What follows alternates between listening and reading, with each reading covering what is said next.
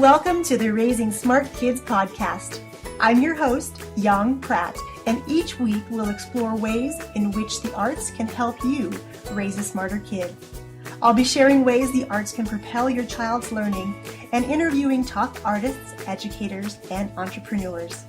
These guests will share why the arts are so very important to your child, along with actionable ideas you can easily implement into your already busy schedule.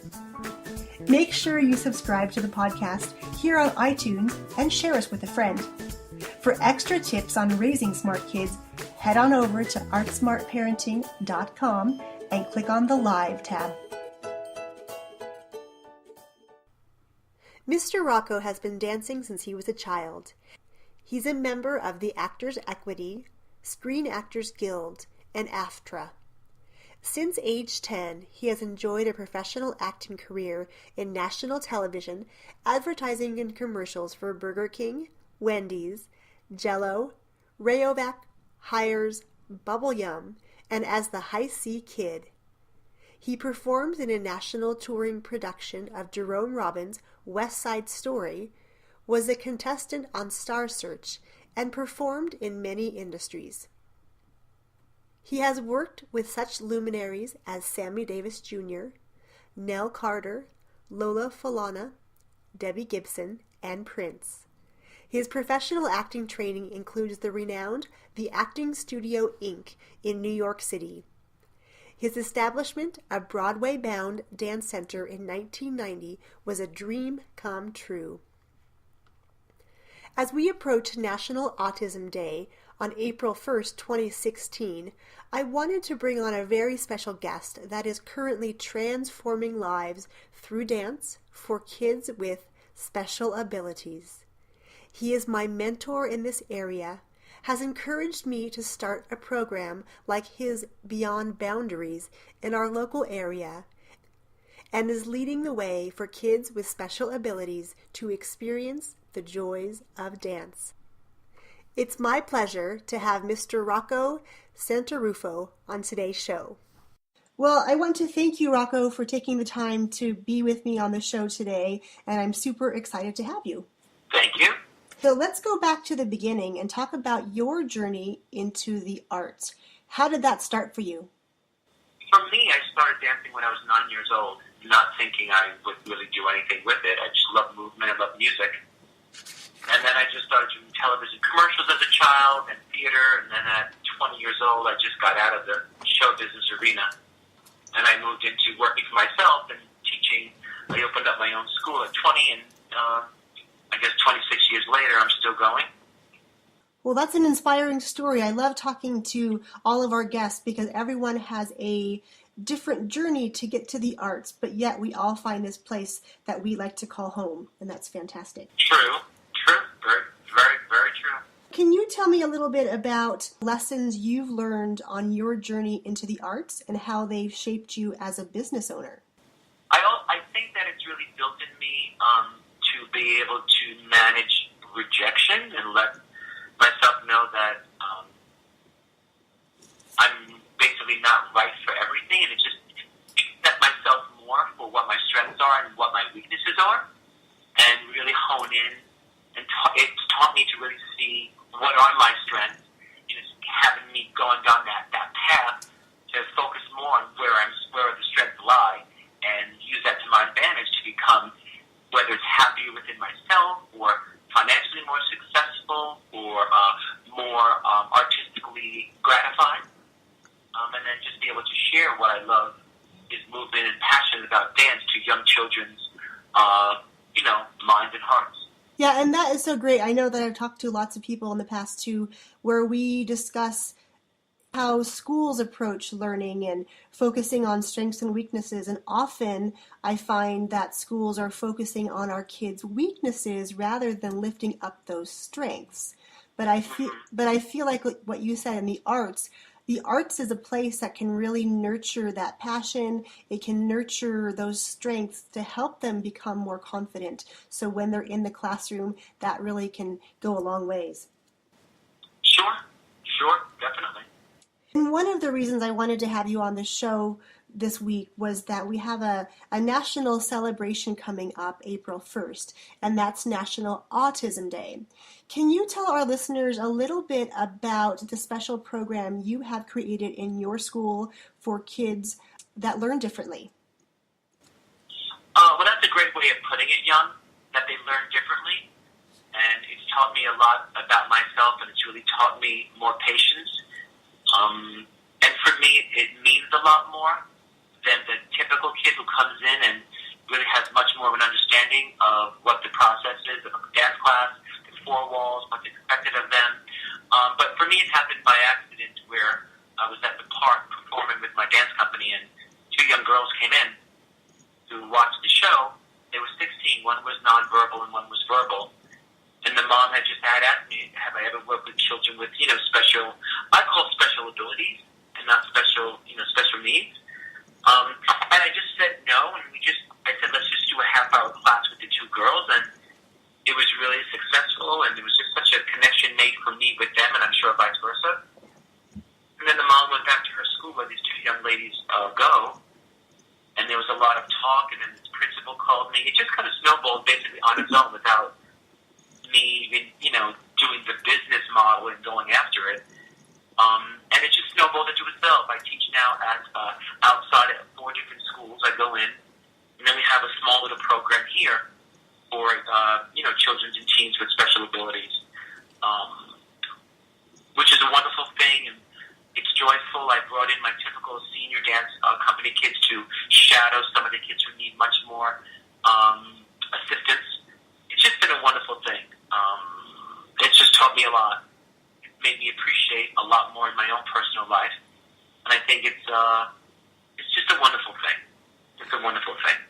And I love that you use the term special abilities, because that's such a unique perspective. I feel like, again, a lot of times society focuses on the negatives, what we're not able to do. And what I love that you do is, these are special kids with special abilities, and they learn differently, and you make a place for them, which is incredible. Mm-hmm.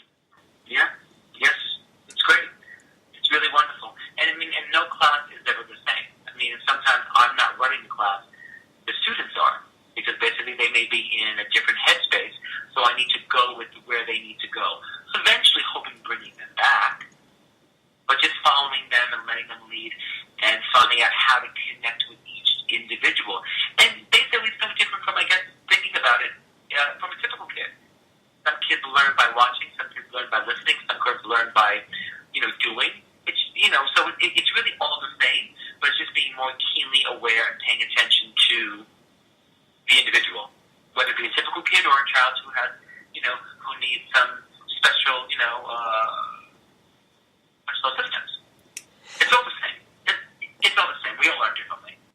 Right, I could not agree more. And I think that what you said earlier about them being able to, sometimes they run the class because they are in that headspace where they need to be a little bit more independent of you, but you're there still to guide the process. And I think that's a really, really great lesson for us as parents and for all the listeners out there who are educators, to know when to step back and when to step in to best assist and lift up those kids.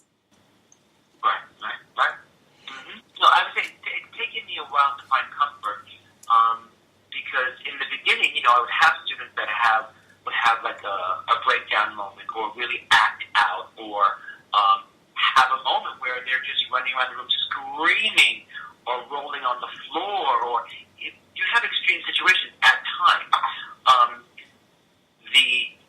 The honest thing I can share is, I don't take all kids into the private sector program here at my school. They're just not ready, whether they're too aggressive or they just don't understand the concept of the four walls of the environment that we're in. But I just wanted to share that just for your listeners, so they understand that if they're looking to begin a program, that they need to basically sit and have a meeting with, do an intake of the student to find out what are they doing at school, what is the plan that they're working. It's called an IEP program that they have at the school with this any particular student who's in a special program.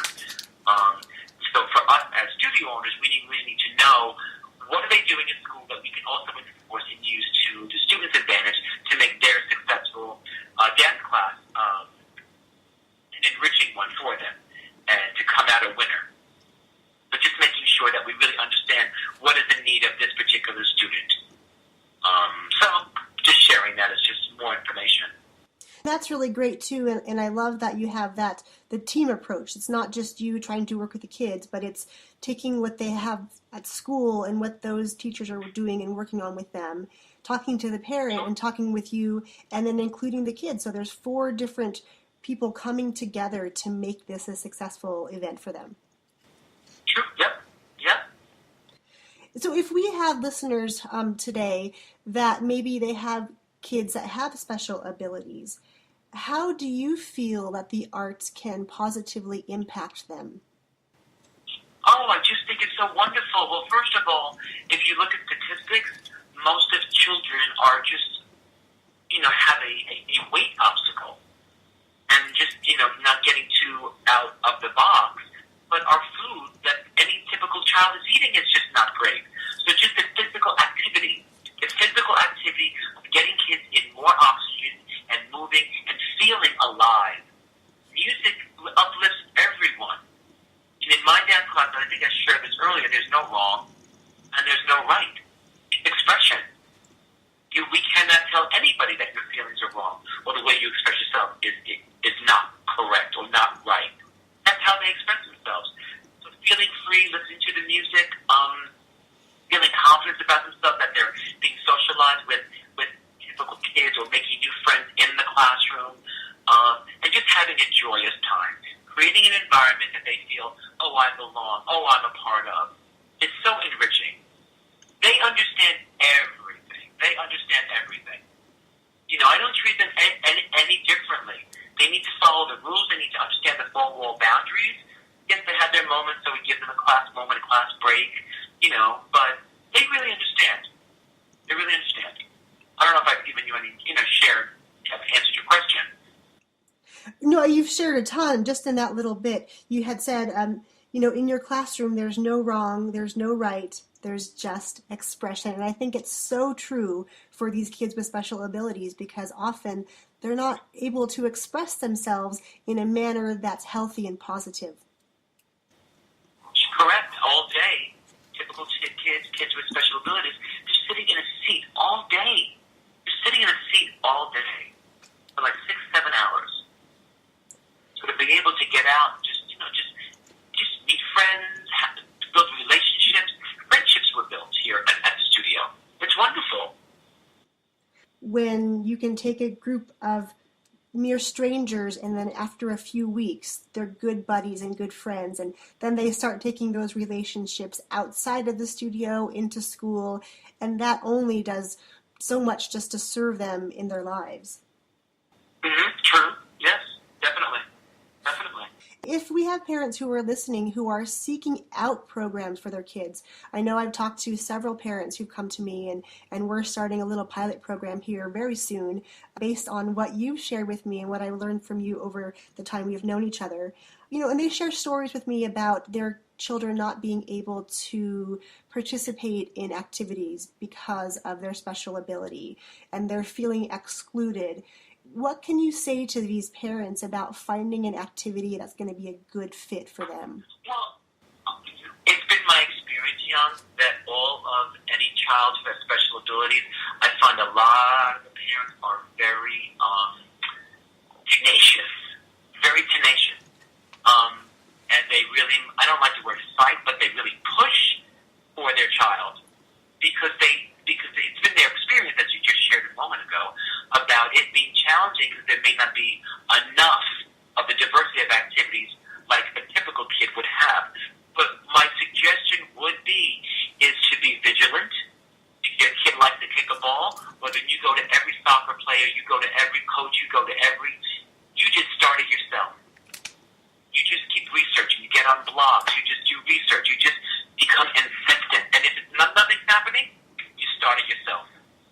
It's not about the soccer ball. It's about kids getting out there and exercising, meeting other kids, building relationships, building self-confidence, feeling that they matter, feeling that, I'm doing it also, feeling that they belong. It's bigger. If you can't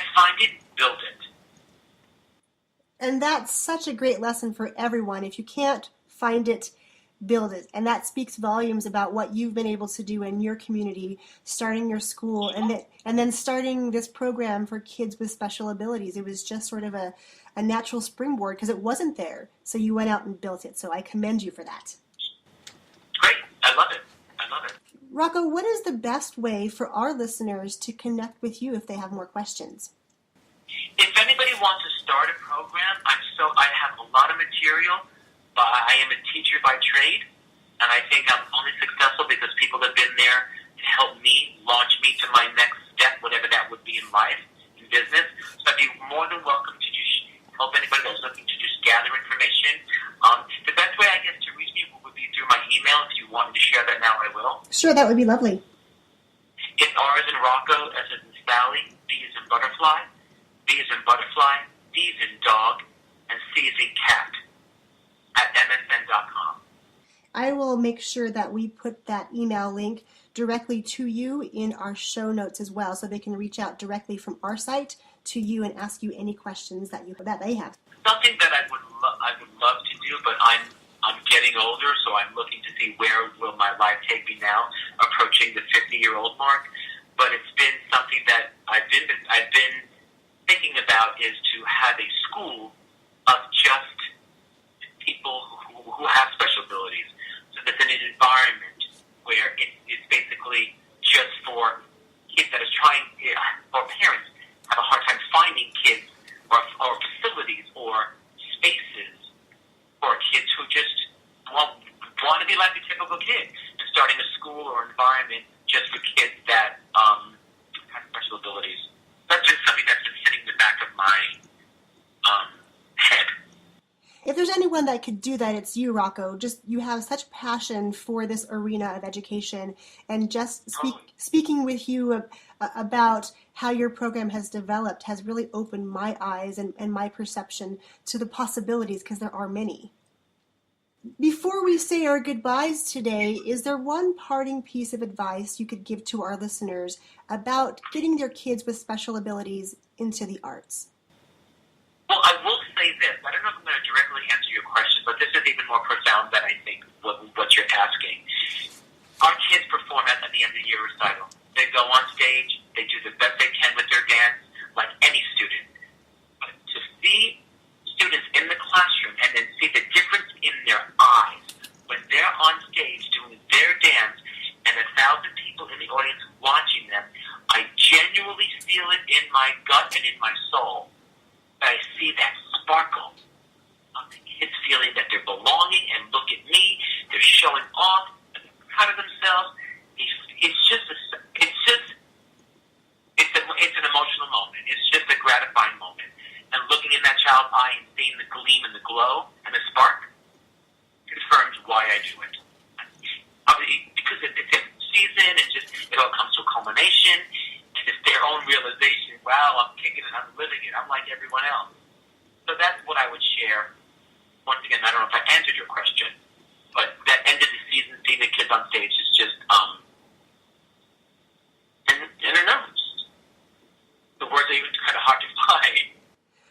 That's great, and you answered it beautifully. I love that you talked about seeing that sparkle in their eye, because any parent, regardless of whether their kid attends regular school or they have special abilities, all a parent really wants is to see that sparkle in their kid's eyes and know they found a place to belong.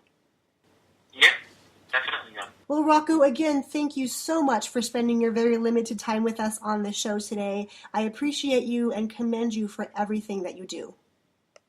Thank you. Please reach out if anybody would like more information or guidance or just to chat. I'm here. Thank you so much. Have a wonderful day. Thank you, Young, for everything that you're doing. Thanks for tuning in to the Raising Smart Kids podcast. If you enjoyed the show, please share us with a friend and leave us a review here on iTunes.